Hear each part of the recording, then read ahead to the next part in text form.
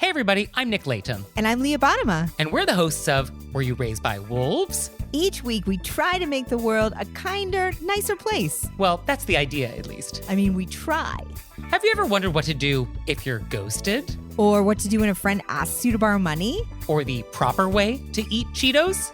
You know, the big questions. So please find Were You Raised by Wolves wherever you listen.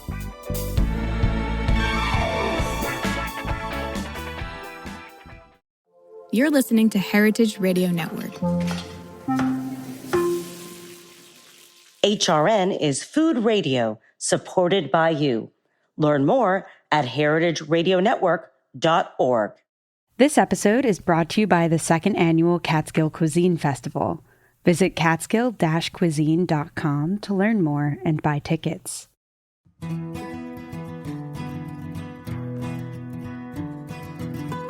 This is Capri Cafaro, host of Eat Your Heartland Out. On the next episode, we are celebrating the diverse Middle Eastern flavors that are part of the Midwestern culinary landscape. Meet Zorhit Heilinger, a Yemenite raised in Israel who is now a Minnesota-based culinary instructor behind the website Mideast to Midwest. And get a taste of Galit, a Middle Eastern fine dining restaurant in Chicago. I'll talk to their co-owner and chef, Zach Engel. Zorhit, we're excited to have you on the program. Thank you. Thanks for having me. So where are you based now? Minneapolis, for the past 36 years. Oh, fantastic. So you've been based in the Twin Cities for a long time, but you grew up in Israel, is that correct? That's correct. I was born and raised in Israel and ended up moving to Minneapolis in the late 80s. So you ended up coming to Minneapolis, St. Paul 36 years ago. You grew up in Israel, but if I recall correctly, you are Yemeni as well, correct? That's correct. My parents came to Israel in 1949 from Sana'a, and I was raised in a very multicultural neighborhood. We had our cluster of family members who were from Yemen, and we had all around us people from Morocco and Romania and Iran and Iraq and from Russia. Holocaust survivors, North Africans. So it was a very diverse community to grow up in, and everything that was celebrated through food and music and traditions was shared throughout the neighborhood. So I feel very fortunate to have been exposed to so much richness of culture. Absolutely. I mean, there's no replacement for something like that. I mean, it's such a unique environment to be able to live in, and be able to share such a variety of different types of cultural traditions, like you said, food, music, and I can imagine that really had informed your experience, not only growing up, but maybe even coming to the Twin Cities, to Minneapolis, St. Paul, and recognizing the value that food has when it comes to bringing cultures and communities together. Yes, I'm really fascinated by how, history, everything from, let's say, the spice trade and, world trends really shaped the food that we eat and we take for granted, and how food actually fosters communication and closeness and intimacy. And, I think when you invite someone into your home and you share with them food that is close to your heart or is rooted in your culture, and share that part of yourself, that opens up a lot of doors for conversation that otherwise would not be open. Absolutely. I couldn't agree more. And, I've spoken to a lot of different organizations and individuals and in many walks of life over the years, doing this show now for almost 4 years, believe it or not.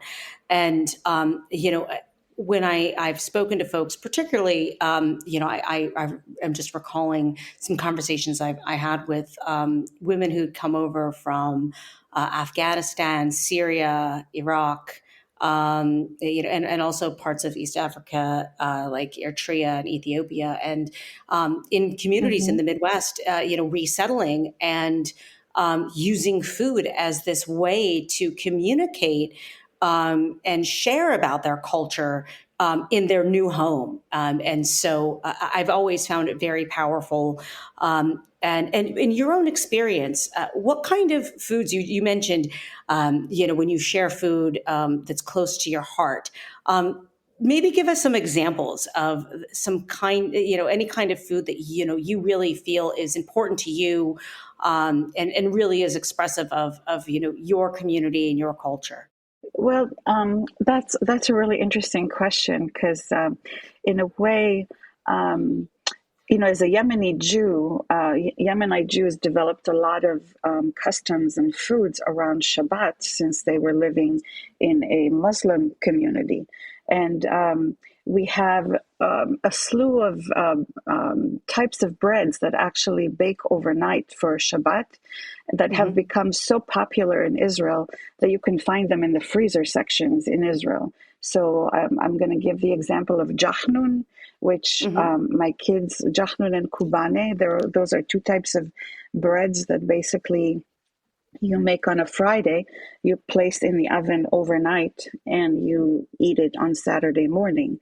And that's sort of to comply with the Jewish tradition of not working on Shabbat, on the Sabbath, so you don't have to make food.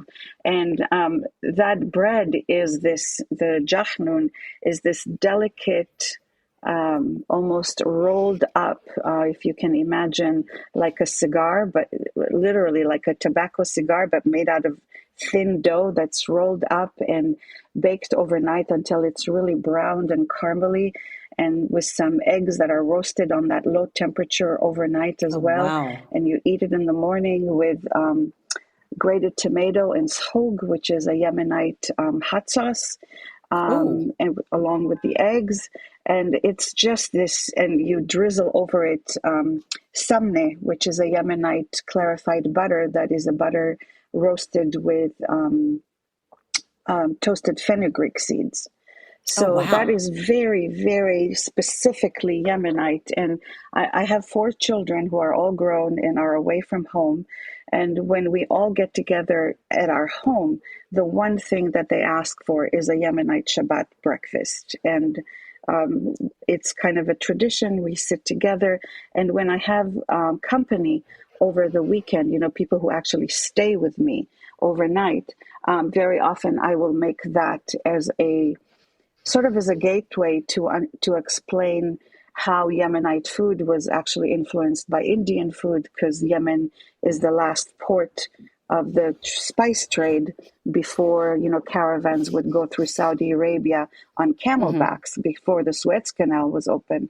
So Yemenite cuisine has a lot of different spices that normally people identify with Indian food, like fenugreek and cardamom, ginger, those kind of spices.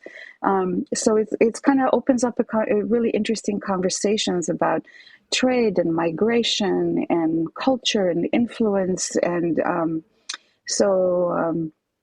I really love to introduce people to that slice of Yemeni food. And then I love to talk about North African food, and because I think sometimes people think of Jewish food, especially in the States, in America, people think of Jewish food as gefilte fish, matzo ball soup, bagels and cream cheese and lox.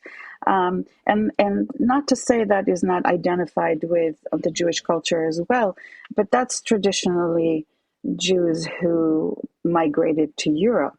This is not Jews who were expelled or migrated to North Africa, Yemen, India, Afghanistan, Bukhara, all of those places. That is a very, very different kind of food culture.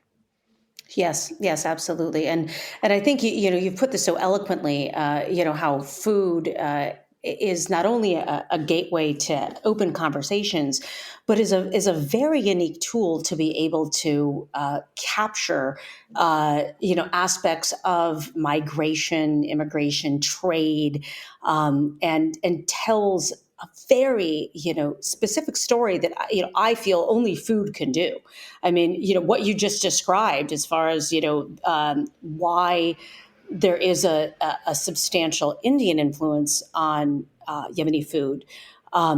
You wouldn't have I certainly wouldn't have known, but it makes total sense. And all of a sudden, you're realizing that these flavors end up in certain places for a very specific reason. So you get a history lesson, a geography lesson, an agricultural lesson, alongside that greater cultural conversation.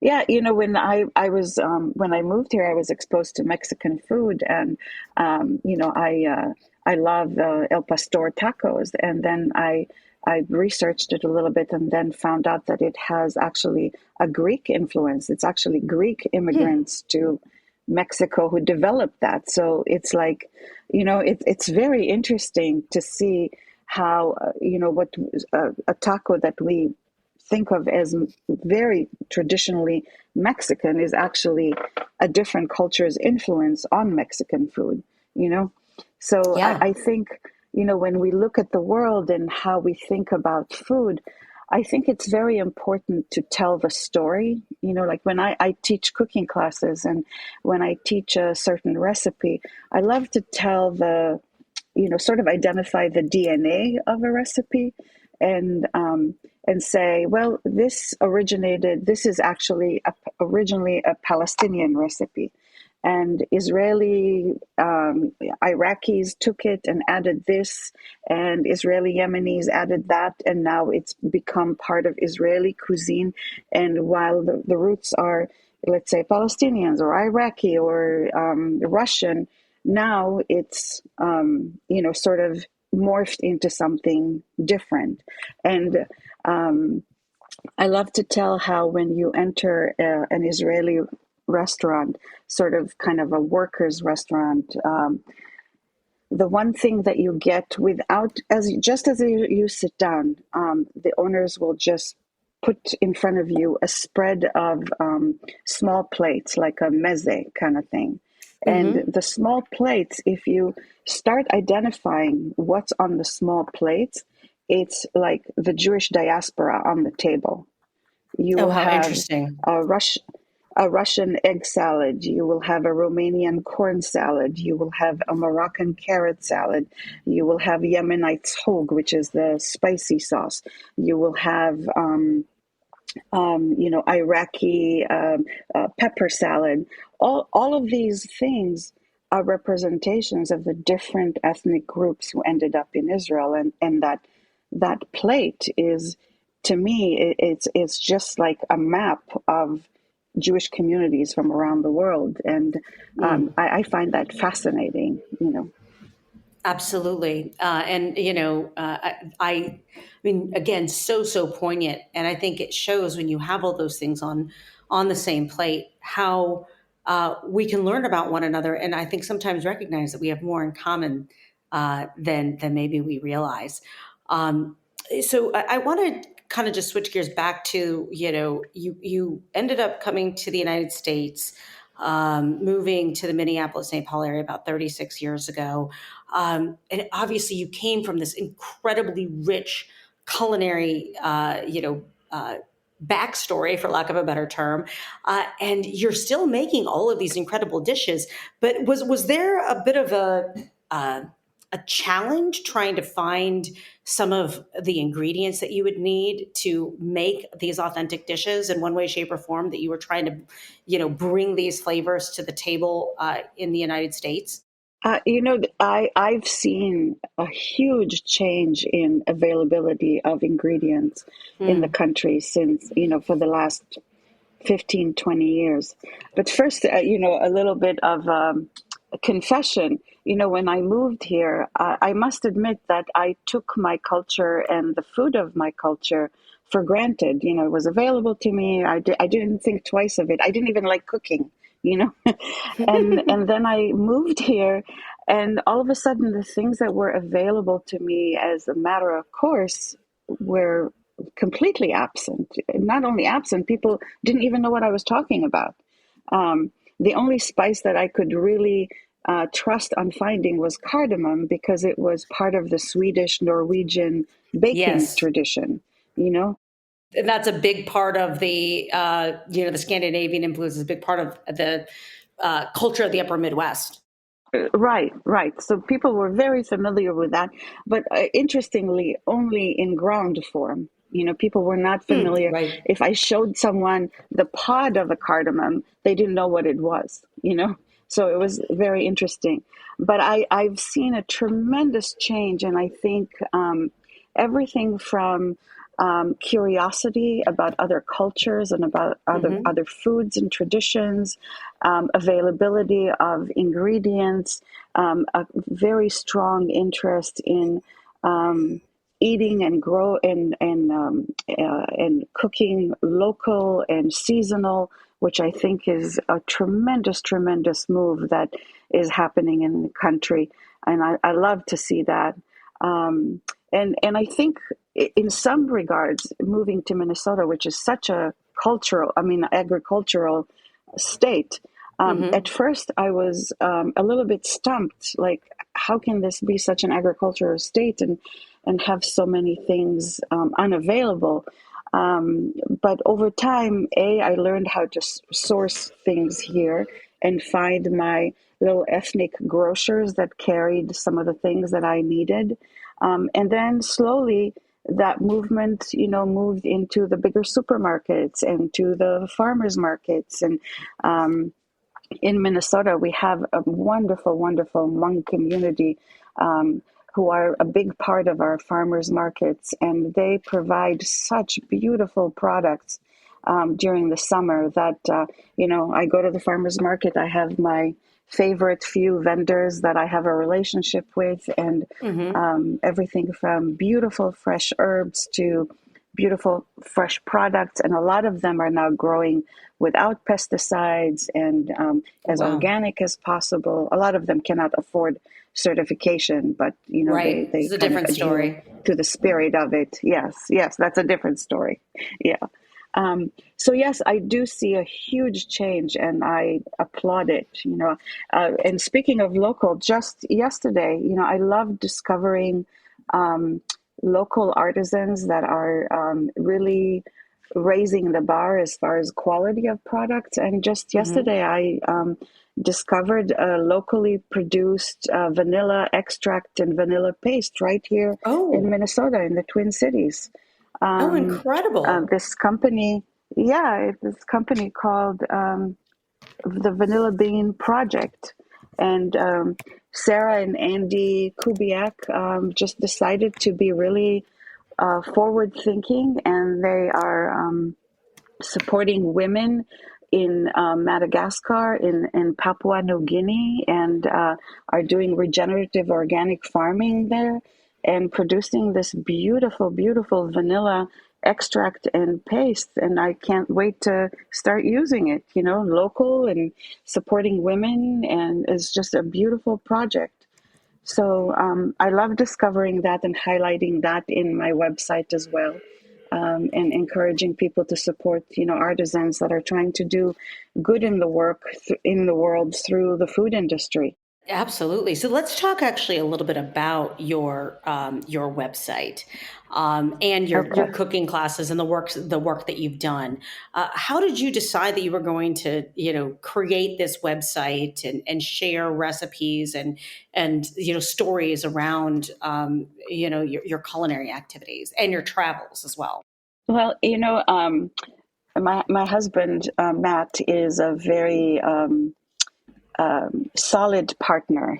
I'm a bit like that, like that dog in the Disney the Disney movie, like squirrel. I'm like following the squirrels wherever they show up. I'm very spontaneous, and Matt, my husband, is very good at helping me process things and things through very methodically.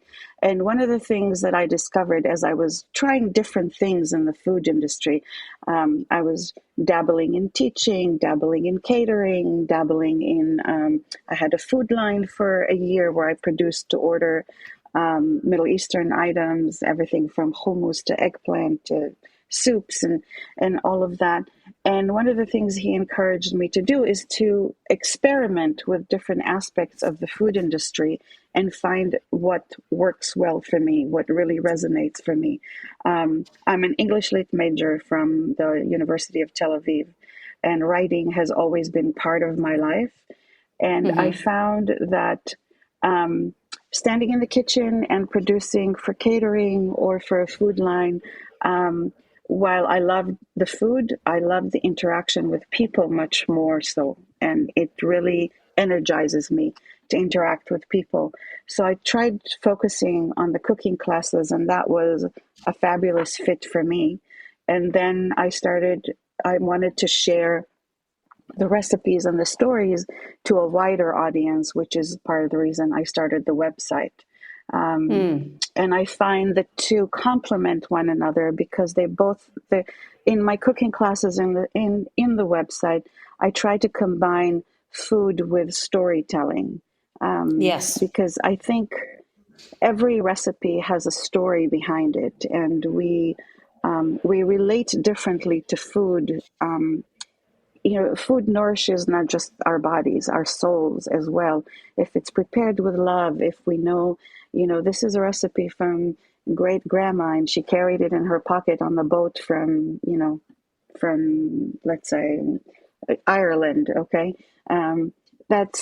There's a meaning there, a comfort and a connection in the food that wouldn't exist. And a friend of mine who's a physician said to me at one point, which I thought was so poignant, he said, we talk about food and we talk about calories, but we forget that calories are energy.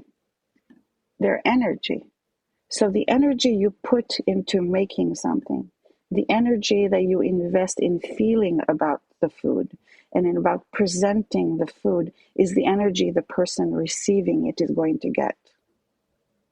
And that stayed with me for years. And the thought of what am I offering? I'm not just offering food. I'm offering a piece of myself.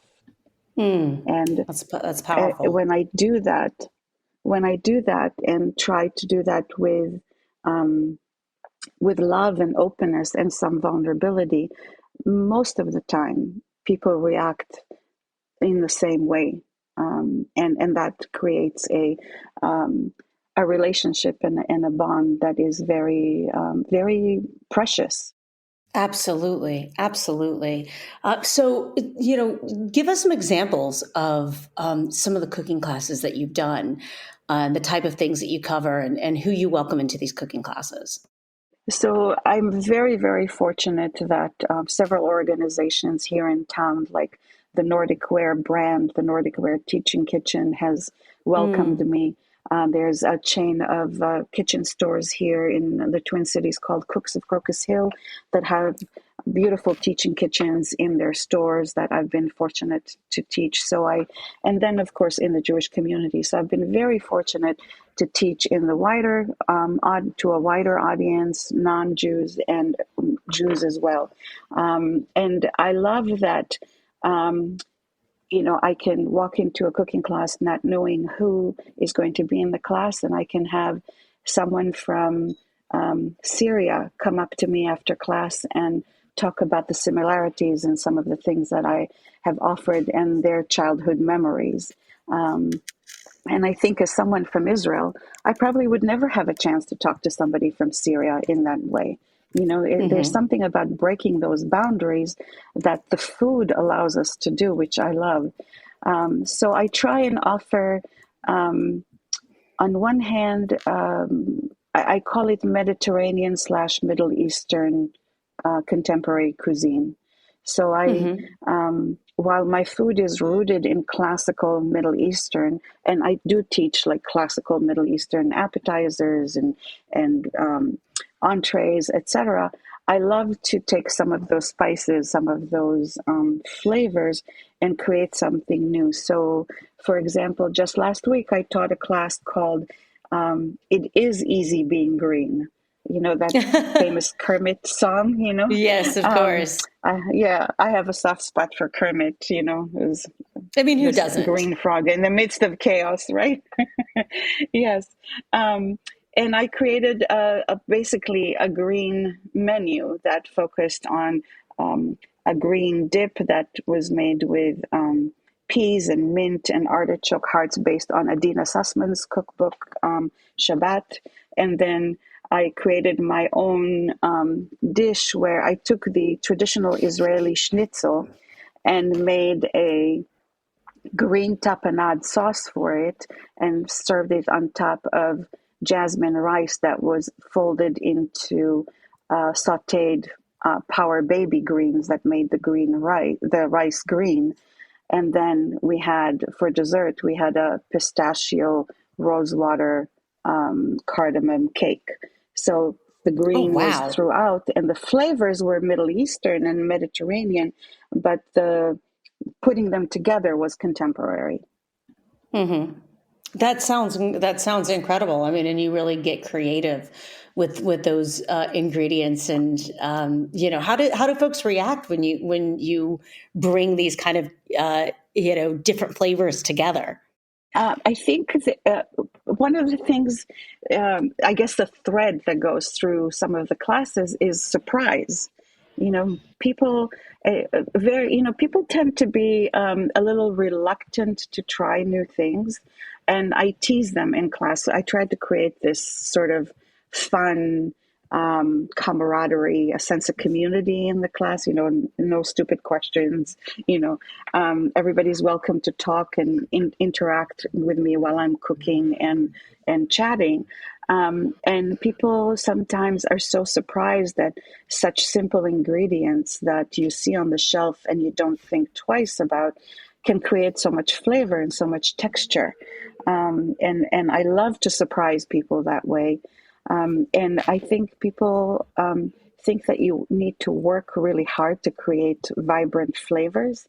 And I love to teach a few techniques and how to combine things that have been simmering for a while with something fresh or a little bit citrus or, a fresh herb at the end, and how everything just kind of pops and comes to life. And just giving people, I guess, some tips and some tricks to have up their sleeves so they don't feel like cooking is a chore, and to bring back the joy and the enjoyment. And I say, you don't have to cook for yourself every day, but maybe make a promise to yourself you'll cook for yourself once a week. Start with that.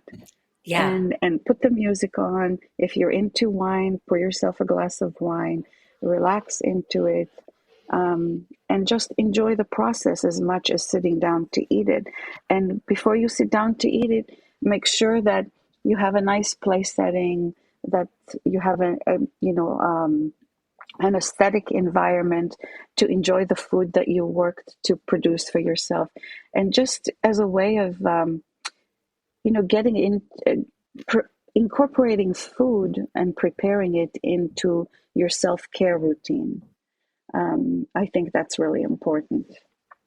Yeah, there's a lot of healing that can be done, and a lot of mindfulness that can be done in the kitchen as well, slowing down and really, connecting and grounding yourself. I love that. I think it's so valuable for folks. And, it's a great way to reconnect with yourself and connect with others around you as well, taking that time. Absolutely. And I think as a society, we are all feeling the absence of that. We're all suffering from the absence of that. Sure. No question about that.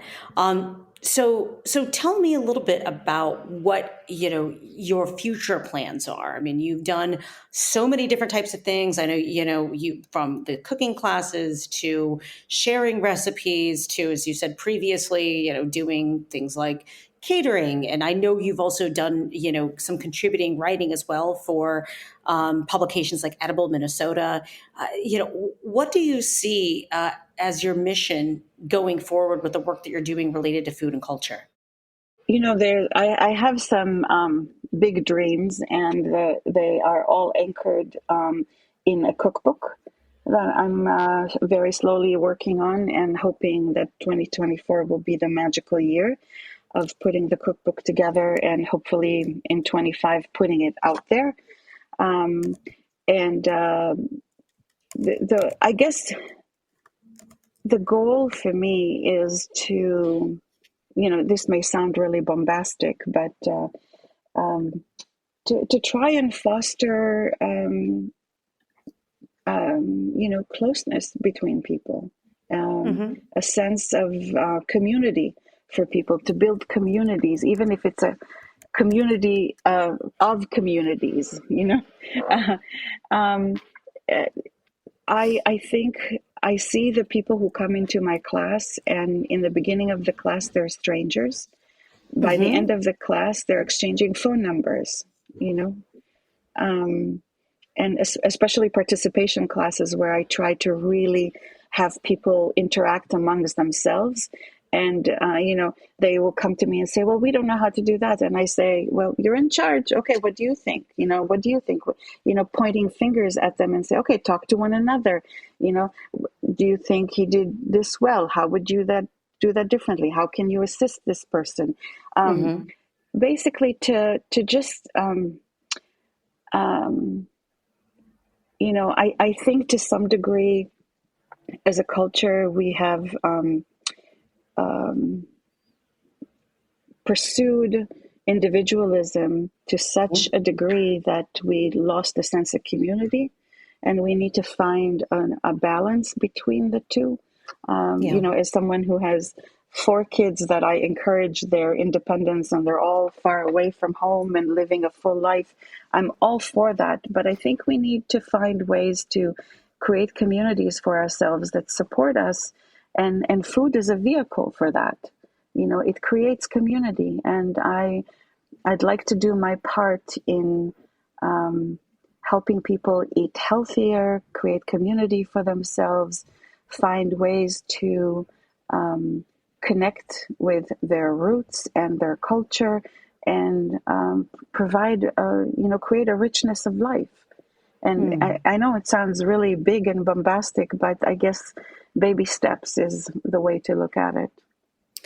I certainly, I don't think that it's too big of a dream. I think that it makes a lot of sense. I mean, food is powerful, as we've been discussing through our entire conversation. Food can be that, storyteller, and can be that anchor to bring people together. Thank you for taking the time, and we look forward to hearing what you do next. This is Eat Your Heartland Out with me, Capri Cafaro. After the break, I'll be welcoming our next guest, Chef Zachary Engel, the co-owner and operator at Galit, a Middle Eastern restaurant in Chicago.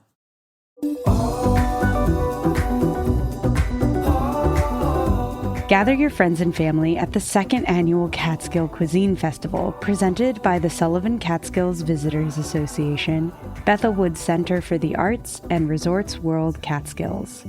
Mark your calendars for a flavor-packed weekend from May 10th to May 12th. Experience the fusion of phenomenal food and electrifying entertainment. Rub shoulders with your favorite Food Network personalities, including Andrew Zimmern, Michael Simon, Scott Conant, Marcus Samuelson, Jeffrey Zakarian, Anne Burrell, Melba Wilson, and distinguished international chefs by LaBelle Farms. Kick off the festivities with Friday's star-studded golf tournament and evening reception. Saturday heats up with free tastings, thrilling live demos, music, and family activities, culminating with a gourmet dinner hosted by celebrity chefs. And on Sunday, celebrate Mother's Day with a special celebrity-curated brunch. Tickets for this celebration are selling like hotcakes.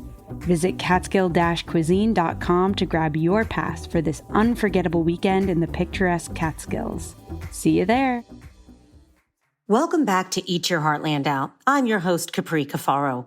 This show is all about how the diverse flavors of Middle Eastern cuisine are part of the Midwestern culinary landscape. Earlier in the program, I spoke with culinary instructor and founder of the website MideastToMidwest.com, Zarit Heilinker.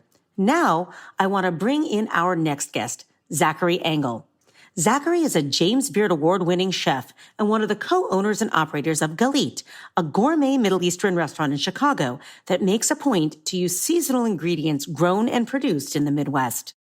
Chef Zach, thank you for joining Eat Your Heartland Out. Thanks for having me. I am just so impressed with Galit. And I have to say, I am disappointed that I have not been there yet. I don't often get out to Chicago, even though I am an Ohio native and reside here in Northeastern Ohio. So I guess I need to get on I-80 and start traveling west. Yeah, I mean, I made that drive a couple of times, and it's not fun. I don't blame you for not getting to Chicago more often. Well, it's going to have to happen. It seems like it'd be closer than it is, right? Yeah, people I think do, but it's really it's a minute. But you know what? It sounds like it's very worth it to get the kind of a fresh and creative food, these Middle Eastern flavors that you are offering at Galit. So let's start out. Tell us a bit about, because you have a pretty extensive background as a chef, receiving a number of James Beard Awards. I know that you've, been, you've worked in kitchens in every place from Philadelphia to Tel Aviv, and up in the Napa region in Sonoma County. What brought you, to Chicago, to this concept, and joining forces with your partner in this business, Andreas? Yeah, so I mean, after cooking in a bunch of places, working for a bunch of chefs, learning a lot, I landed back in New Orleans, where I went to college at Tulane, and hooked up with my first chef, Alon Shaya, and he hired me as opening chef at Shaya, which was kind of where my career really jettisoned off. And then it got to a point where he had a couple of restaurants, I was a culinary director, and I wanted more for myself, for my family. And New Orleans is it's a great town, but it's a small town. There was not enough room for me and Alon to operate. And so the obvious thing was for me to look around. And Chicago's sort of like a decision I made based off of like what was best for my family. We had our youngest daughter, Margalit, was like 6 months old at the time. And my wife, her mom's from South Bend, so she has some Midwest roots. We had a lot of friends here. I really liked visiting here. I really dug sort of the hospitality and warmth of the Midwest. Yeah. And then my business partner, Andreas, he was working as a senior accountant for One-Off Hospitality of Blackbird, Publican, Avec fame. And then he was moonlighting as a maitre d', sort of host manager at Nico Osteria, one of their restaurants. And we reconnected when he came to visit New Orleans once to go to a Saints game. And when I decided I was going to come to Chicago, I knew I needed a business partner, and his front of the house style and his expertise in the business side of it also was a really good match. I think on paper, we're a really great fit. We're also like the two most stubborn people in the world. So it's, we've never worked together before. So it was a very smart partnership. He was a former accountant at Deloitte for many years, and also went to Tulane at the same time as me. Oh, wow. And so when I was like, hey, I'm going to move to Chicago, I think I'm going to open a restaurant. Do you want to do it? He was like,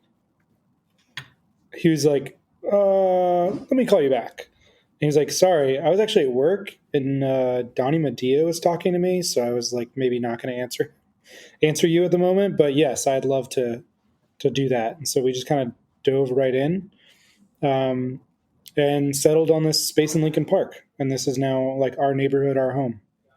That's wonderful. That's wonderful. And both of you, have brought your experiences and your culinary tastes, I think, to this Galit concept, which is, very, Middle Eastern driven in its dishes and in its ingredients. I understand that Andreas has Palestinian heritage, and you are Jewish and has spent a lot of time in Israel. And how have those culinary experiences informed how you have developed the menu? So Andres grew up on holidays, rolling grape leaves and making kibbeh with his whole family. That's sort of like the thing that everyone does. There's actually a picture in the restaurant of multiple generations of women in his family from his mother's side, who are all the Palestinian side, rolling grape leaves and making kibbeh. So it's like definitely a part of our story. He grew up with the food, but the dude can't really cook. So I take the reins That's where you on that come one. in. Yeah. I also I can't run a reservation system, so works out just fine for both of us. Yeah. And for me, I really connected at a young age on my first trip to Israel with like the food and the experience. And then I went back a couple more times as a young adult, and then I ended up cooking there for a period of time. And I've been studying it and learning about it and eating at restaurants and talking to chefs. And it's just kind of everything is consumed in my life by Middle Eastern food. I just really love it. I spent time in Israel living with a Yemenite Israeli family in a suburb outside of Tel Aviv. And I learned all of their family recipes, some of which landed on the opening menu at Galit. Wow. And it's for us, we're telling this narrative of food from the area, but we're also telling it in a way that's familiar and convivial to the Midwest. Like our use of seasonal Midwest produce, meat and poultry and fish, as well as like grains and other products, like all from the Midwest as much as we can. And that makes people feel more accustomed to what we're doing and see the connection or how you can make that connection. And then it has so much to do with like sort of this hospitality that exists. When you walk into someone's home, in my experience, like being invited over for dinner or Shabbat dinner in someone's home, and there's just like tons of food on the table and people are passing bottles of wine and the conversation is light and there's music playing and it's lively. Like that is the environment that we try and imitate here at Galit with the dinner experience. Sort of like sit back and relax, make a few choices, but pretty much we're just going to give you a lot of food and it's going to be good. That's right. So you have this really interesting, kind of concept and approach that I can see could really be evocative of, a hospitable, warm home it's a 4-course meal, as it says here, choose your own adventure. Yeah. And, you have a number of different courses that you can select. And one, you talked about using Midwestern ingredients. Something that stood out here is walleye. Which is very much the pride of the Great Lakes. How much time do you spend trying to develop the dishes and the flavors that you put on your menu seasonally? It's an interesting question. Some things happen immediately. Like I'll conceptualize something. Usually towards the end of a season, I'll sit down and like evaluate the things that we typically change on the menu. We have some fixtures that we don't really touch just because I think that that's really important for a restaurant to have, is to have like the go-tos that people come back for. Sure. And we'll change the things that need changing, like sunchokes and apples are kind of done. So that dish will change at some point. But I'll have an idea and sometimes it works immediately. Right now I'm doing a spring menu change and I've had a couple of just straight bombs.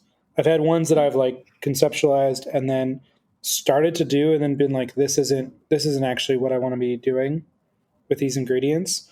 I try and spread it out based off of what I know the farmers are going to start popping off with pretty soon.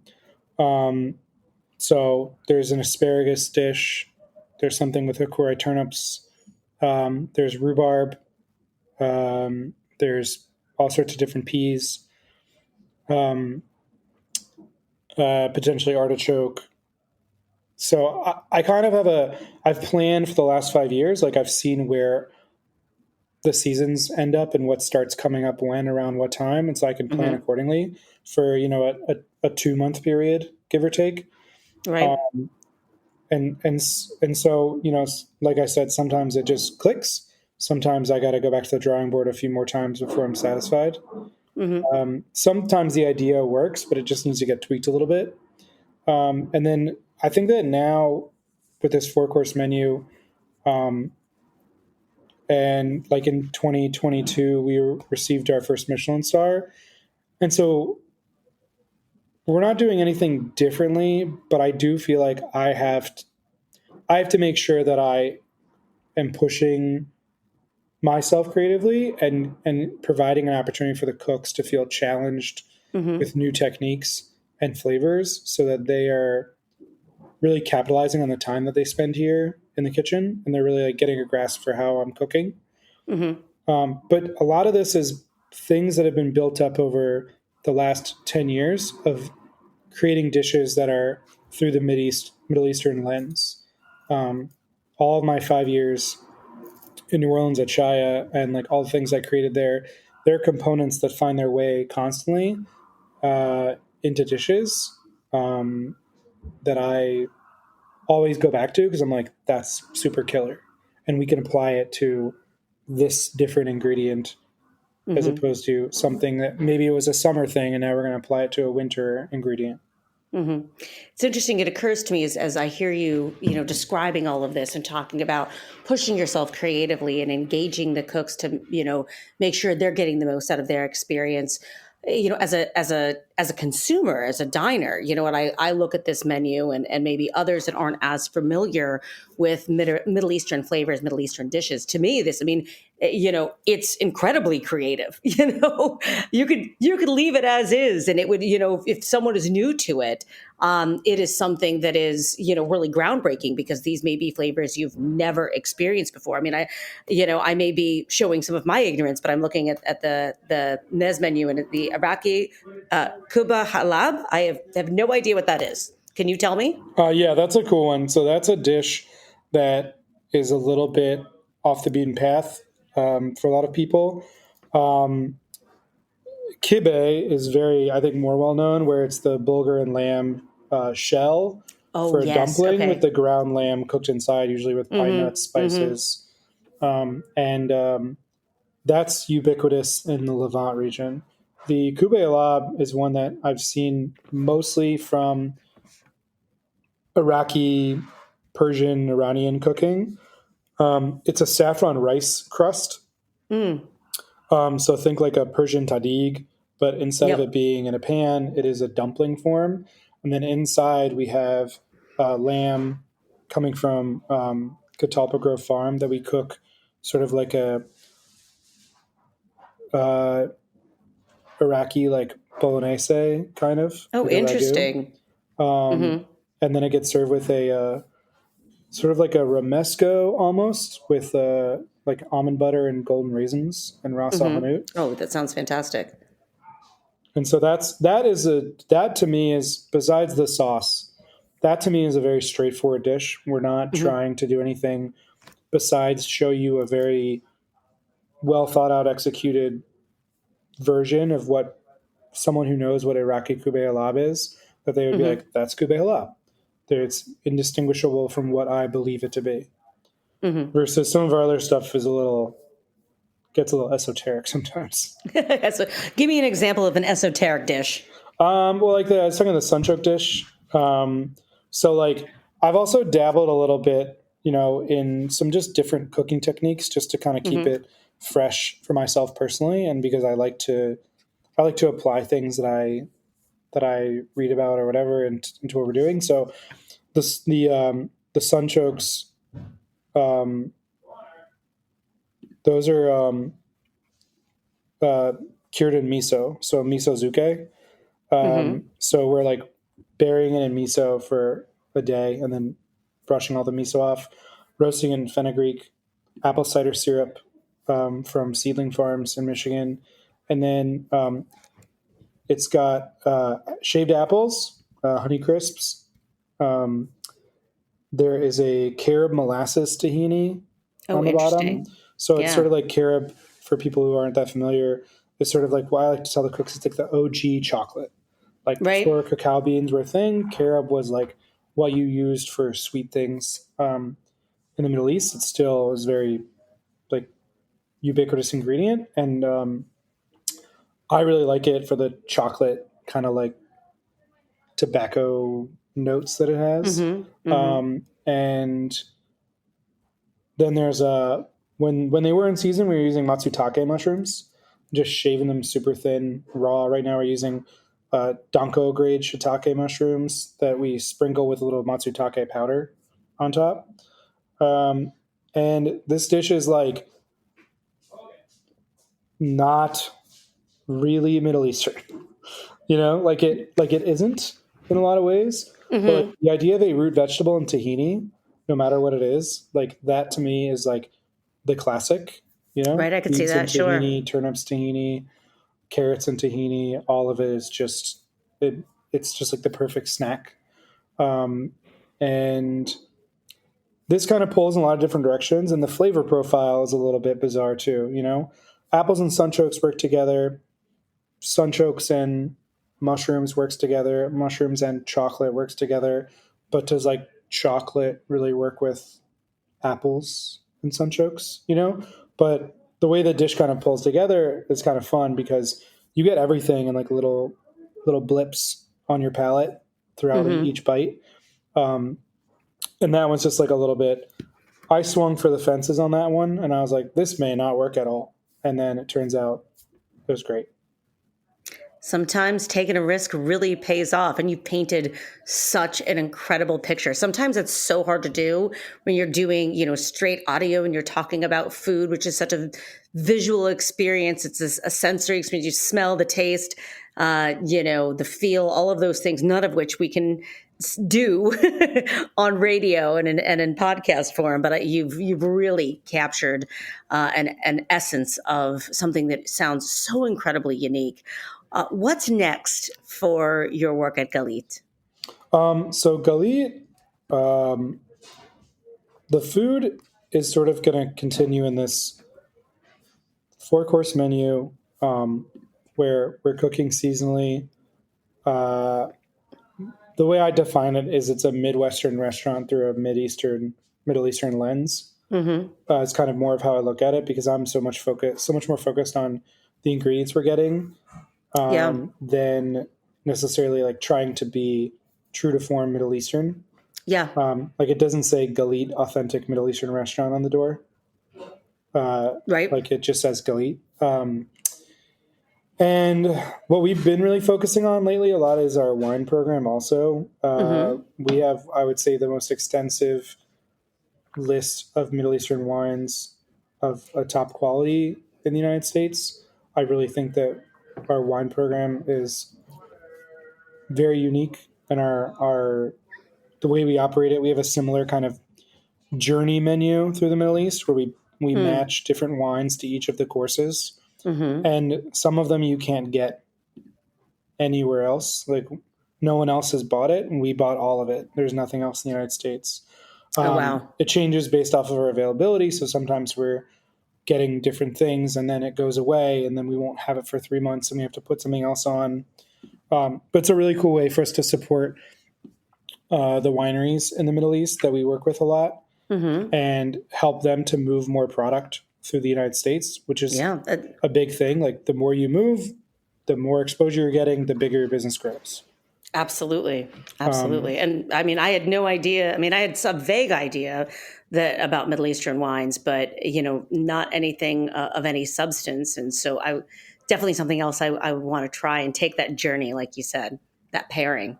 Yeah, it's a pretty special experience. We're very happy about it. And then as far as the rest of, we're working on another restaurant currently. And so hopefully that'll be open by the end of the year. And Galit is sort of in this great phase where the staff's really killing it.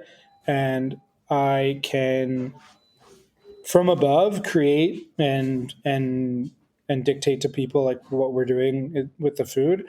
But I don't necessarily need to be pushing it past where it is right now. Like, we're going to continue to do a consistent product, and our main focus is going to be like building the business out and diversifying our portfolio and our customer base a little bit. And your business model, and I can't let you go without touching upon this. I mean, your business model, your corporate culture, for lack of a better term, is one that seems to be very focused on its people and investing in the team, and making sure that folks are appropriately compensated and respected in that way. Just tell our listeners a little bit about what you do on that end. Yeah, so I think the most recent change for us is we went to a service charge model. There's a lot of changes going on in the political movements in Chicago that are kind of we're trying to navigate that and figure it out before everything changes very quickly on us. So we moved to a service charge model, and what that does is that allows us to also use some of the service charge income to compensate the cooks a little bit more. And so they get a percentage of food sales shared evenly among them, which is really nice because we do pay them really well and they get a lot of benefits, but the pay disparity in fine dining doesn't exist in the front of the house. It exists in the back of the house. Like, that's Right. where people fall far behind. And so that's really great to give them a little bit of something extra. We have been doing healthcare coverage for our employees since a month into us opening in 2019. We have a very good plan for a small business, like the best that you can really get for a business with under 50 employees. Sure. Since the pandemic, we have provided it in full to all of our non-tipped employees, so back of the house employees and managers. We recently started a 401k for anyone that's been with us for over a year. Incredible. Which we have several people who have been with us for over 5 years now since we opened. And a lot of it starts with the very beginning. When we do those interviews, we explain to every person, this is how this is going to go. This is what we're promising you, how we're going to operate. These are the benefits. This is the schedule. These are the days that we're closed, et cetera, et cetera. We don't tolerate any form of harassment, discrimination. We don't we're a dry house. We don't drink at all on duty. So like wine tastings, everyone uses a spit cup. And these are the sort of the expectations for everyone. Like, these are the rules you'll follow, and this is what we will do for everyone in return. And it's really this like civil contract that we have with the employees. Interesting. And now that we're 5 years in and we have multiple employees who've been here for, over a year, but there's still like quite a few employees who have not. The second you walk in the door here, you figure out the culture. Like, it's not Andres and I shouting it from the rooftops every single day. The work has been done by putting in the effort to staying at it for the last 5 years and trying our best to stay true to what we are telling everyone we are going to do. That's incredibly inspiring. And I think it sounds like you are holding up a model that a lot of folks could really look to and learn from. And certainly, I'm inspired by, and I love to hear when team members are being treated equitably, fairly, and, being respected for the hard work that they do. That's fantastic. Yeah, I think that for me, this is not easy to do by any means, but for me, I think that I want to set up the next generation of people who operate and potentially own restaurants to see what's feasible. And to understand that like it may take a lot of work and effort, but we can't institute drastic change like this on a statutory level, right? Like, no one's going to make a law that says like this is how you're supposed to do blah blah blah, because there's always going to be people that don't care that much. in an industry. And so if all these people leave here and they start to manage a restaurant, implement some of our things, or that they do their own thing at one point and it's a part of it, then like that's the most success that Galit can have beyond awards, accolades, how profitable we are. I mean, maybe not superseding like being open for like 20 plus years. That'd be pretty great. But like in general, that's probably number two, is like when those folks really take what we are creating here together and implementing it elsewhere.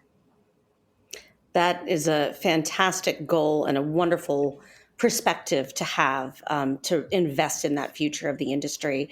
Chef Zach, thank you so very much for sharing your story and the story of Galit and the Middle Eastern flavors that are enhanced by those Midwestern ingredients. Thank you for joining the show. You're very welcome. Thanks for having me.